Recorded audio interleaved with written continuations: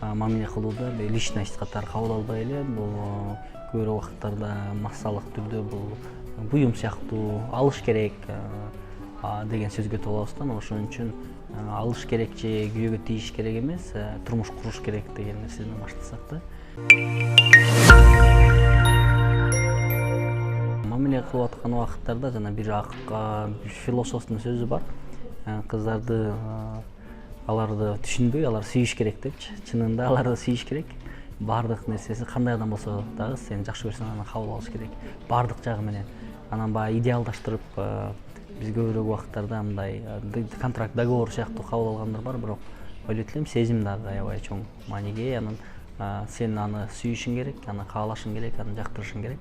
Ал ошол эле убакытта ал адам дагы сени сүйүп, каалап, жактырып, мажбурлоо, таңуулоо эмес, сүйүү, көңүл каалоо менен турмуш куруп болуш керек. Ошондо бул бактылуулук болот. Себеби эки адамдын бирге жашашы жана бирге болушу бул бактылуулуктун көрсөткүчү эмес.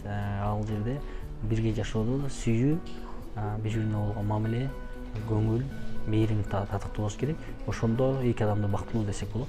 Бизде үй-бүлөлөрдө калыптанган баягы чогуу жашап атат десе эле бактылуу десе, жактуу жашап атышат, чогуу жашап атат деп ойлосо бул туура эмес. Себеби чогуу жашаган менен бул бактылуу деп айта албайбыз. Мындай индикатор жок, көрсөткүч жок.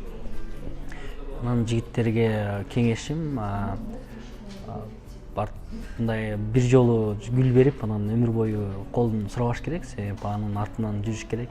Бир-эки жыл болобу көңүлүн алуу үчүн. Себеби бизде бир жолу көрүп эле жок деп койсо же артка карап, тескери карап кол шилтеп басып кетет. Андай болбош керек. Себеби сүйүү татыктуу болуш үчүн бул дагы аябай чоң жол, кыйынчылык. Ушул кыйынчылыкты жолду басып өтүп, ал адамдын сый-урматына, мамилесине татыш керек. Жөн эле мен мамиле кылдым, анан ал чото карабай койду, мындай экен, тигиндей экен эмес. Ал адамдын дагы өзүнүн оюн, максатын, кыялын, келечек жашоосун сыйлап мамиле кылыш керек да.